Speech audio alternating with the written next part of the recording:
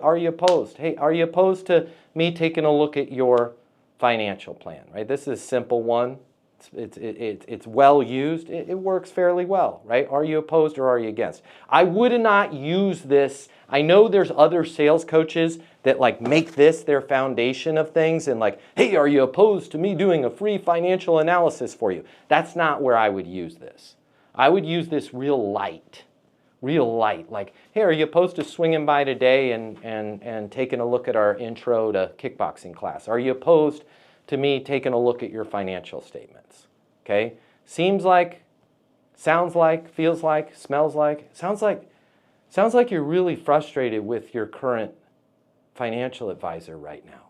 Seems like you're really frustrated with the last 4 logistics company you've used. In the great and powerful Sean's case, right? The king of frickin' heavy equipment rental and light equipment, medium equipment. I don't know what they all weigh, Sean, right? This is going to be the king of Canada, right? Seems like it's been pretty frustrating for you with the relationship you have with On Demand or whoever they're doing their equipment rental from, right? Does it make sense? Does it make sense for me to get you a quote on your next 3 things? You guys know this. This is right out of our sales coaching, right out of our closing. Does it make sense to blank? Does it make sense to come by the office today?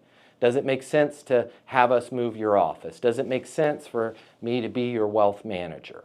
Right? If they say no, totally get it. What's a good next step? Not if they say no, well, what do I need to do to get your business? Okay, that's a death loop. They're just going to keep throwing things at you and you're going to keep giving them things and you're going to have an argument. What's a good next step? If they're like, I don't know, point the question at yourself. What's a good next step for me? Right? If they still don't know, set a next step. How about we do this? Let me shoot you over an email with my understanding of your current situation, the capabilities that you need in a wealth manager, somebody that's in there real time looking at your portfolio, communicating with you, so 3 years doesn't go by with -6 returns and you throw up in your mouth a little bit when you look at your total portfolio value. No, I can't make the switch right now, right? Have your net outcome statement, no problem. I'll be here when you need to have a real-time relationship with your advisor. I'll be here when you need somebody that's literally living and breathing this stuff and looking at your portfolio every single day so 3 years doesn't go by where you're missing out on hundreds of thousands of dollars in returns. Fair enough? Right? Be cool, be calm, be collected. All of this weaves into our ESP, right? We're going to get people's attention. We're going to deliver insights.